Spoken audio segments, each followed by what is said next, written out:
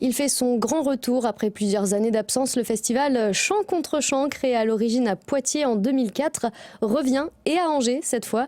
Il débute demain et se tient jusqu'à dimanche. Un festival pluridisciplinaire qui mêle performances artistiques et musicales avec courts-métrages et clips vidéo. Yves Maguin, le fondateur et organisateur du festival, est sur notre plateau. Bonjour. Bonjour.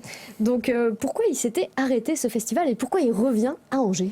Alors le festival s'est arrêté parce que je suis parti travailler en Angleterre en fait à l'époque. Donc c'était en fait le festival a été monté pendant que j'étais étudiant à Poitiers et personne n'a voulu reprendre dernier mois. Donc on a laissé finalement en sommeil l'association qui organisait le festival, dont je suis le président depuis le début, donc depuis octobre 2003.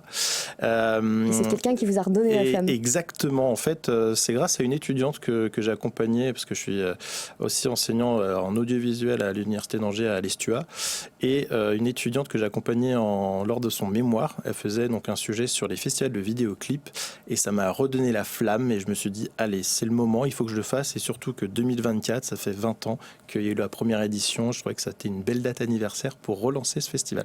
Comment vous pourriez le définir, ce festival ? Eh ben, c'est un festival qui est un peu, on va dire, détonnant par rapport à un festival classique, parce qu'on n'est pas que sur du court-métrage. J'ai voulu justement mêler dans la programmation aussi des performances artistiques, comme vous l'avez annoncé, avec notamment des concerts, donc concerts, ciné-concerts, projections donc, de court-métrage, mais également de la médiation culturelle via donc, les étudiants pour justement faire découvrir la musique de film au plus grand nombre.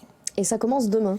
Et ça commence demain, effectivement. Donc, soirée d'ouverture avec 6 courts-métrages hors compétition, dont 4 avec les réalisateurs qui sont présents. Donc, il y a des films qui sont angevins, d'autres qui sont d'ailleurs, effectivement. Et l'idée, c'est aussi d'échanger avec eux sur comment ils ont pu travailler pour créer leur film. Et donc, ça va être 1h30, 2 heures de soirée autour du court-métrage. Des films d'amateurs et de professionnels, c'est ça, vous mélangez les Exactement, il y a les deux, il y a amateurs, professionnels, étudiants. On est vraiment sur plein de champs différents. À la base, on voulait le refaire uniquement pour les étudiants. Finalement, on a ouvert le champ parce qu'on trouvait que c'était intéressant de faire de cette manière-là. Et sur le week-end, il y a également un concours ? Alors, il y a un concours, effectivement. Donc, on a fait un appel via les réseaux sociaux, notamment, qui s'est terminé le 29 février. Et donc, l'idée, c'était donc, de proposer son court-métrage ou son vidéoclip, effectivement. Et donc, le dimanche, il y a la diffusion de 19 films en compétition. Pareil, des professionnels, des amateurs, des étudiants, mêlés court-métrage et vidéoclip, presque à moitié-moitié, on va dire.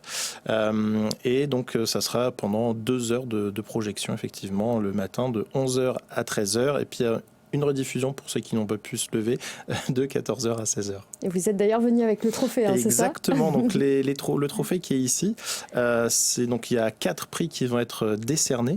Le grand prix, bien évidemment, le prix de la meilleure musique, le prix du meilleur vidéoclip, et on va demander au public aussi de voter pour le prix du public, tout simplement.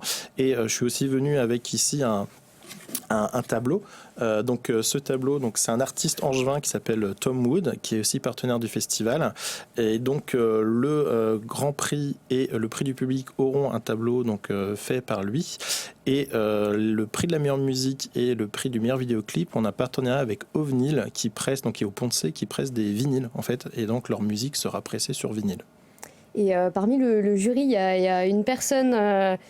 Alors son nom ne dit peut-être pas grand-chose, Véronique Augereau, mais qui est la voix française de Marge Simpson. Elle sera présente et elle sera également présente avec la voix de Homer Simpson, Philippe Pétieux, c'est ça ? Oui, tout à fait. Alors Véronique est angevine en fait de naissance, donc elle a grandi à Angers avant de partir sur Paris. Et donc avec Philippe, ils sont tous les deux en fait mari et femme dans la vie. Ils se sont rencontrés sur un tournage, un doublage en fait des Simpsons. Et en fait, quand je lui ai proposé via son agent de participer effectivement au festival, on s'est rencontrés et puis elle a dit oui tout de suite. Donc c'était super chouette.